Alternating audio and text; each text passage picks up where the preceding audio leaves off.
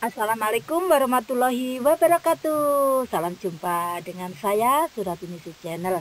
Kali ini saya akan sharing tentang modul ajar di topik ilmuwan cilik, subtopiknya wow hujan lagi. Nah, ini ada di fase fondasi, berarti khusus untuk kelompok B atau usia 5-6 tahun. Tapi sebelumnya saya ingin menyapa panjenengan semua. Bagaimana kabarnya Yanda dan Bunda?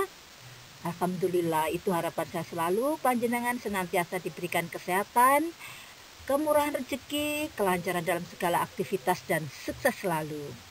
Baik Yanda dan Bunda, di modul ajar topik ilmuwan cilik ini, saya akan sharing kegiatan selama 4-5 hari ya, jadi 1 minggu. Seperti RPPM gitu ya, jadi kegiatan selama 1 minggu, karena di sekolah saya memang kegiatannya sampai hari Jumat. Hari Sabtu itu hanya untuk kegiatan pengembangan diri atau bina diri. Yuk kita langsung lihat apa kegiatan yang sudah saya rancang.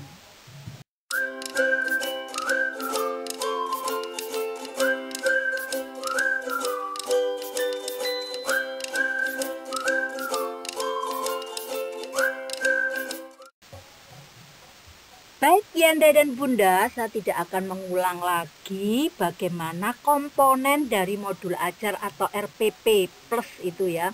Jadi sebelum kita masuk ke tujuan tentunya harus ada identitas ya. Jadi nggak saya detailkan di sini. Isinya identitas biasanya satuan pendidikan, asal sekolah, terus guru, terus topiknya, kemudian usia atau kelompoknya, terus semester minggu, jumlah siswa dan sebagainya. Itu nanti tolong dilengkapi sendiri ya. Jadi saya langsung aja ke tujuan kegiatan. Di dalam kegiatan di topik wow ilmuwan cilik subtopik wow hujan lagi, tujuan kegiatan yang saya pakai adalah di sini menunjukkan pengetahuan tentang terjadinya hujan. Kemudian melakukan eksplorasi dan eksperimen dari berbagai sumber belajar dalam kehidupan sehari-hari, dan kemudian ada menghasilkan karya dari bahan di sekitar anak, dan terakhir adalah mengenal keaksaraan awal. Di sini anak juga belajar tentang literasi dan numerasi. Yana dan Bunda, saya langsung ke kegiatan pembelajaran ya. Di kegiatan pertama atau hari pertama, hari Senin, tentunya ada kegiatan pagi ya sebelum ke kegiatan pembukaan atau awal. Kalau hari Senin di sekolah saya itu ada kegiatan upacara bendera. Jadi saya di sini tidak menuliskan kegiatan paginya, tapi langsung ke kegiatan awal. Di kegiatan awal tentunya harus sesuai dengan SOP masing-masing satuan pendidikan. Ada yang salam dulu baru berdoa, ada yang berdoa dulu baru salam, kemudian presensi, monggo. Jadi SOP-nya nanti di pembukaan terserah di satuan pendidikan masing-masing. Ada juga ya yang sebelum kegiatan di dalam kelas itu anak-anak habis upacara atau habis fisik motorik itu dibariskan dulu di depan pintu, seperti di kelas saya ya. Jadi berdiri di depan pintu, lalu ada ice breaking sederhana atau game-game ringan, lalu anak-anak saya suruh memilih. Di situ ada 4 karakter atau ikon. Kalau memilih gambar hati berarti dapat pelukan hangat dari Bu Guru. Kalau ada gambar tos berarti yang melakukan tos. Kalau ada gambar bersalaman berarti salaman dengan guru. Jadi ada 4 itu yang harus dipilih anak, bebas ya. Kemudian di kegiatan inti di sini. Di kegiatan inti nanti saya masukkan bercerita. Jadi kalau biasanya saya kan bercerita saya masukkan di kegiatan awal ya. Tapi di sini kegiatan inti, karena apa? Saya akan mengajak anak-anak saya latihan membuat peta konsep. Nah, di sini anak-anak juga nanti bermain peran dan keaksaraan awal. Di kegiatan akhirnya diskusi, refleksi, doa salam, pulang, dan evaluasi. Ini kegiatan pertama di hari Senin. Jadi Yanda dan Bunda, kenapa kegiatan bercerita saya masukkan ke kegiatan inti? Di sini nanti ada kegiatan sebelum membaca, saat bercerita. Jadi sebelum membaca cerita, saat bercerita, dan sesudah bercerita. Di sebelum bercerita, anak saya dudukkan 3 saf menghadap saya, jadi atau setengah lingkaran, monggo silakan. Kemudian saya memberi pertanyaan pemantik tentang cerita sebelum masuk ke buku cerita. Jadi anak-anak, apakah kalian di rumah sering diberi cerita sama mama atau papa? Atau siapa yang suka bercerita di rumah untuk kalian? Dan sebagainya. Kemudian anak-anak saya ajak menganalisis sampul buku. Jadi covernya itu saya tunjukkan anak-anak menganalisis gambar atau cover atau sampul buku. Kira-kira gambar apa ya yang ada di sampul buku ini? Jadi masing-masing anak tentu beda ya. Dari sudut pandang apa mereka melihat. Kemudian anak-anak juga saya kenalkan siapa penulis dan ilustratornya. Dan tentunya ada kegiatan yang menarik. Anak-anak saya suruh menebak. Kira-kira kalau gambar sampulnya seperti ini, isi ceritanya bagaimana ya? Jadi seperti itu. Terus kemudian menampilkan properti pendukung, misalnya apakah harus ada bonekanya atau apa harus ada gambar. Kalau memang diperlukan saya siapkan, tapi kalau tidak cukup buku cerita ya buku cerita saja. Kemudian di saat bercerita, ketika buku dibaca pertama kali, yang harus kita lakukan adalah bacalah dari awal hingga akhir supaya anak mendengarkan keseluruhan cerita tanpa interupsi.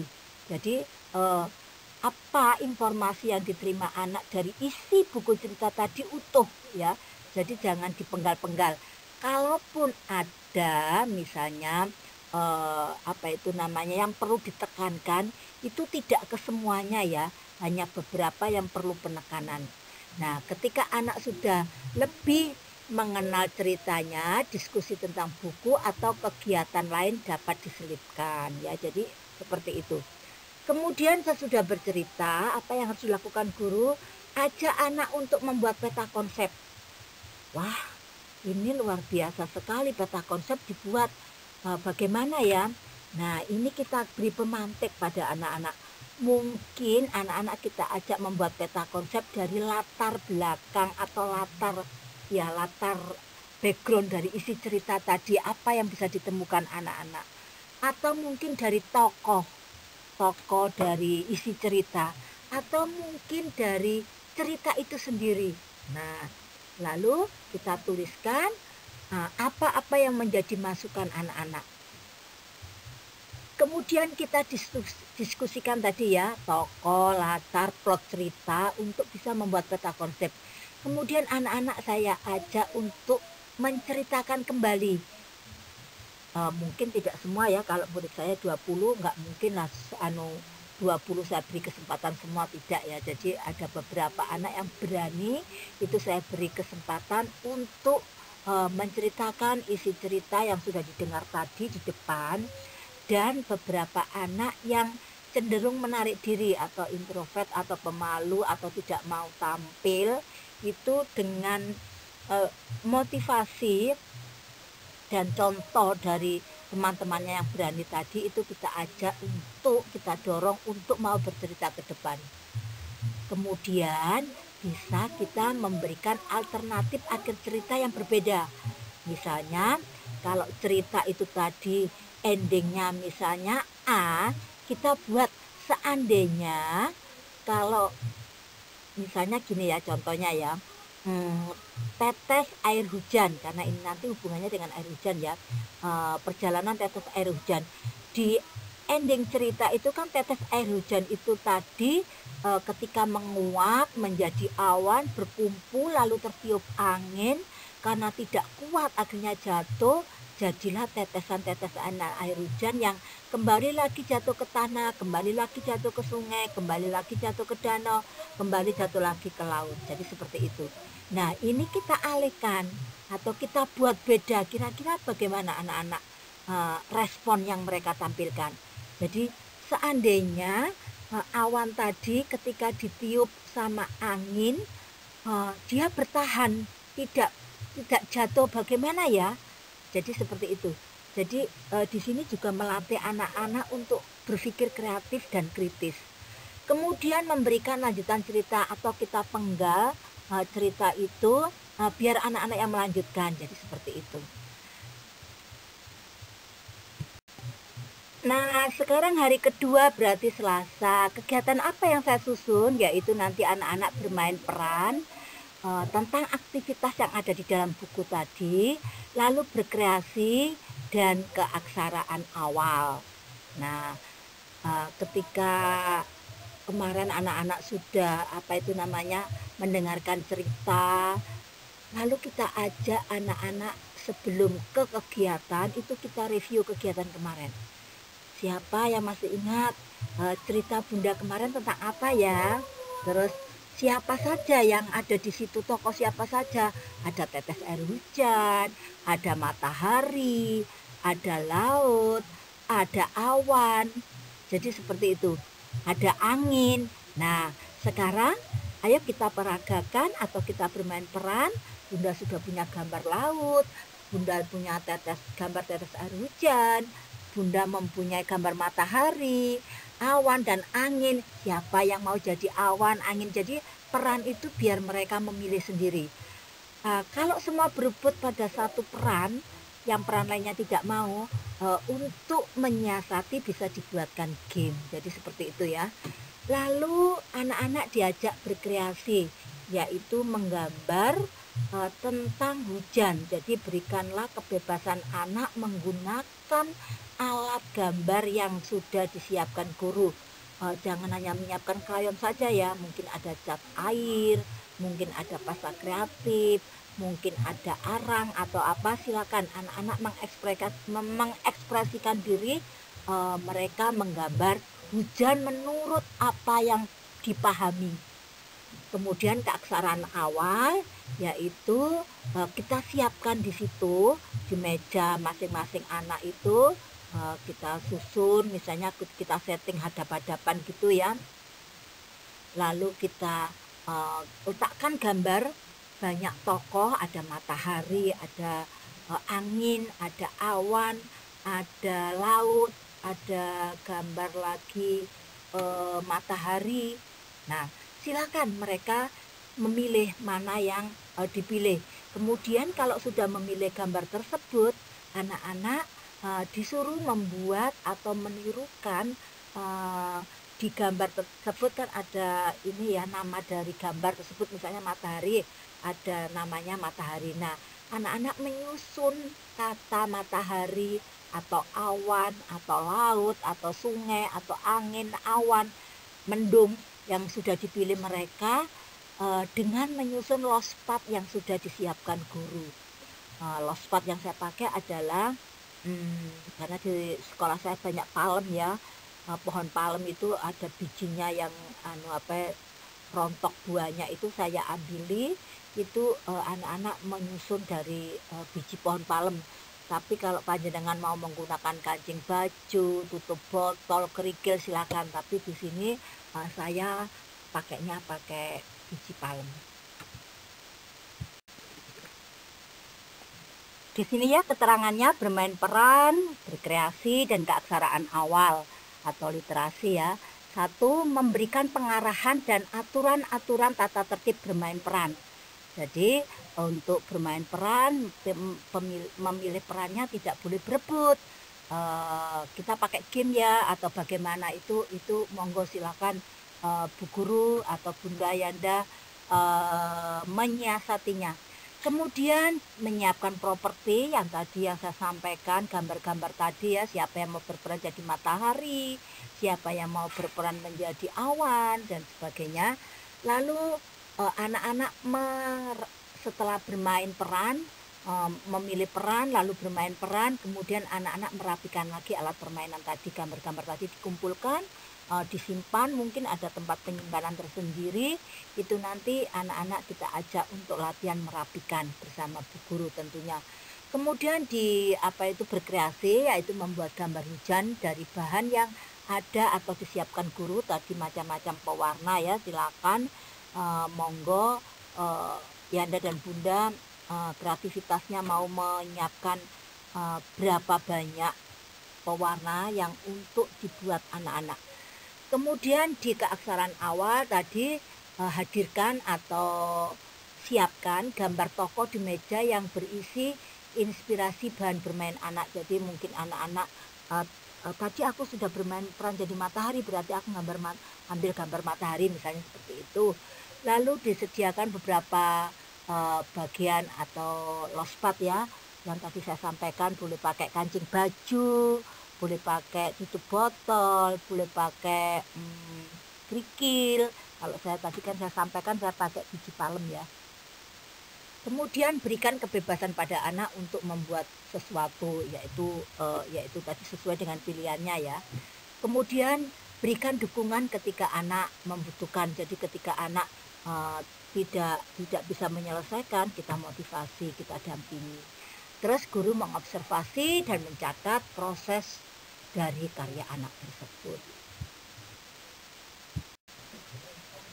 Nah, di kegiatan hari ketiga itu ada eksperimen, dramatisasi, dan presentasi. Kegiatannya bagaimana? Yuk kita lihat. Baik, Yanda dan Bunda, di eksplorasi dan eksperimen, yaitu anak-anak kita siapkan video ya. Kita siapkan video dari link YouTube tentang terjadinya hujan. Lalu kita ajak diskusi anak-anak, lalu kita ajak bereksperimen. Jadi yang perlu disiapkan di sini, boleh ya panjenengan nanti misalnya mau membuat hujan pelangi untuk menghindari bahaya. Jadi di rumah nanti diberi tugas untuk praktek membuat hujan buatannya yang pakai air panas, kita masukkan ke dalam toples kaca, di atasnya dikasih piring yang dikasih es batu, lalu anak-anak mengamati. Itu nanti ada proses menguap, mengembun, dan akhirnya menjadi titik air hujan. Itu bisa nanti kita tulis di buku penghubung, anak-anak latihan di rumah. Misalnya di sekolah kita pakai hujan pelangi saja, yaitu awannya dari kapas, nanti disiapkan toples juga ya, toples yang transparan, lalu ada gelas bekas air mineral, itu kita lobangi pakai tusuk sate atau pensil. Kemudian kita lobangi beberapa bagian ya. Kemudian kita kasih kapas, kapasnya itu kita umpamakan sebagai awan, lalu ditaruh di atas toples transparan tersebut. Nah, anak-anak sambil memegang gelas berisi kapas tadi, yang tangan kiri, yang tangan kanan menuangkan airnya ke dalam gelas tersebut. Maka air yang dimasukkan tadi diserap kapas dan akhirnya turun ke bawah menjadi titik-titik hujan. Jadi seperti itu. Itu untuk menghindari kalau memang Bunda atau Yanda takut ya, untuk menjaga keselamatan anak, bermain air panasnya di rumah saja, karena kalau anak banyak nanti kan pengawasannya agak sedikit ini ya. Tapi kalau misalnya per kelompok juga boleh sih, monggo silakan nanti eksperimennya pakai mana ketika proses terjadinya hujan. Saya memberi contoh tadi 2 ya. Kemudian anak-anak kita ajak dramatisasi. Di situ anak-anak kita ajak untuk mengenal bagaimana menghadapi cuaca hujan. Jadi ketika hujan, apa yang perlu disiapkan anak-anak? Oh, supaya tidak kehujanan bawa payung atau pakai jas hujan. Jadi seperti itu ya. Anak-anak diajak keluar ke halaman, kita ambil selang, kita hubungkan dengan kran, anak-anak kita semprot pakai selang itu tadi, pura-puranya air hujan. Nah, anak-anak boleh pakai payung, anak-anak boleh pakai jaket. tapi juga diinformasikan sebelumnya ya, pakai baju ganti dan sebagainya seperti itu.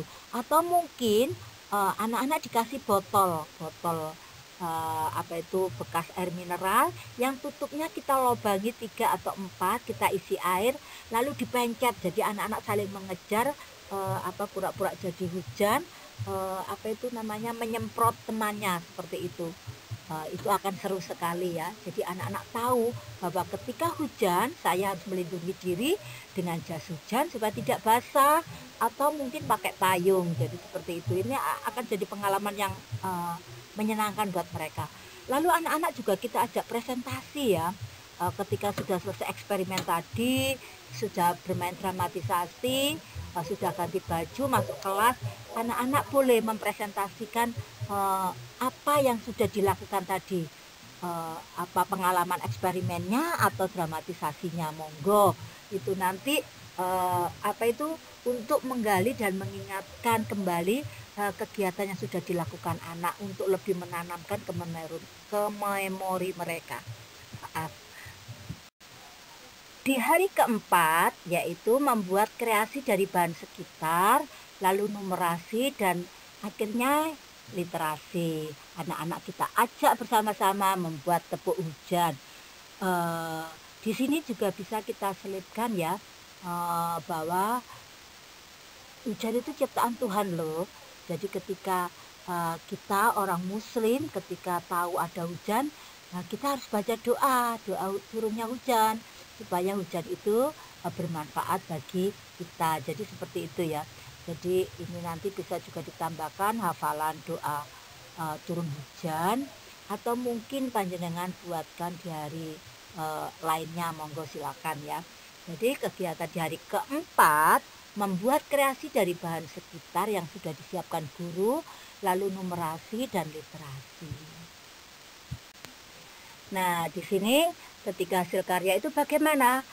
Guru menyiapkan alat-alat yang diperlukan untuk anak-anak membuat kreasi atau hasil karya ya. Cotton bud, piring kecil, kertas itu yang lepek, kan ada yang besar ada yang kecil. Yang kecil yang biasanya lepek itu ya, tapi nanti dipotong separuh, bisa dijadikan payung. Kemudian atau mungkin kertas lipas, kapas, krayon, kertas gambar untuk menempelkan tadi, lem ya. Jadi ini nanti anak-anak diajak untuk membuat kreasi dari bahan-bahan yang sudah disiapkan.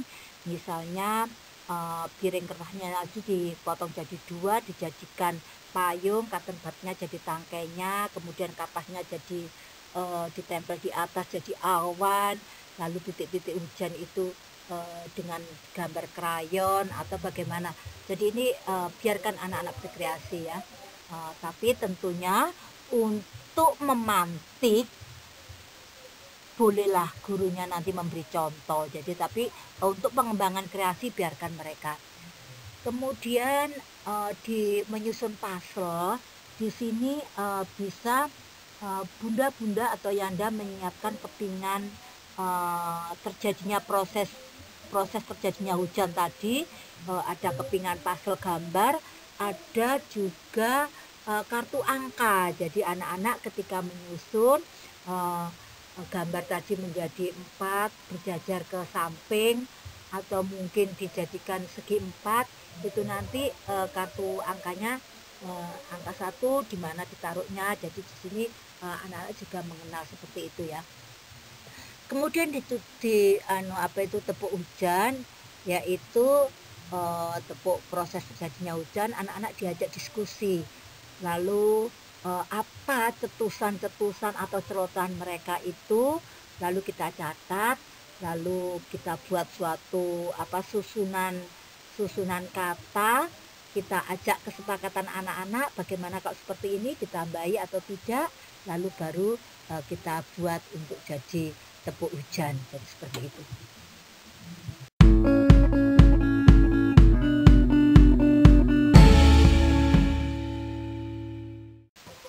Baik Yanda dan Bunda, itu kegiatan di topik ilmuwan cilik, subtopiknya wah hujan lagi. Dan rencana saya di topik ilmuwan cilik subtopik wah hujan lagi itu saya akan memakai selama 3 sampai 4 minggu. Jadi di minggu pertama ini anak mengenal tentang proses terjadinya hujan. Mungkin di minggu kedua nanti saya fokusnya lebih ke dampak hujan. Jadi seperti itu atau bahaya hujan. Jadi nanti tunggu saja ya. Kegiatannya saya buat sampai 3 atau 4 minggu. Tentunya sumber ceritanya juga akan beda.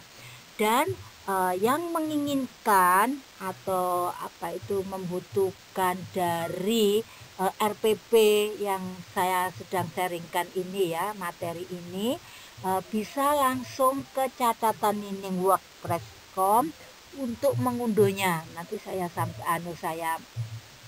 taruh di situ, panjenengan nanti boleh mengunduh. Linknya saya taruh di deskripsi, jenengan tinggal klik langsung terhubung dengan blog saya dan langsung cari dan unduh ya. Oke, sekali lagi terima kasih, semoga bermanfaat dan insya Allah saya akan hadir lagi di modul berikutnya atau rancangan kegiatan main berikutnya, tapi tetap topiknya ilmuwan cilik. Terima kasih, salam sehat selalu dari saya. Dadah, wassalamualaikum warahmatullahi wabarakatuh.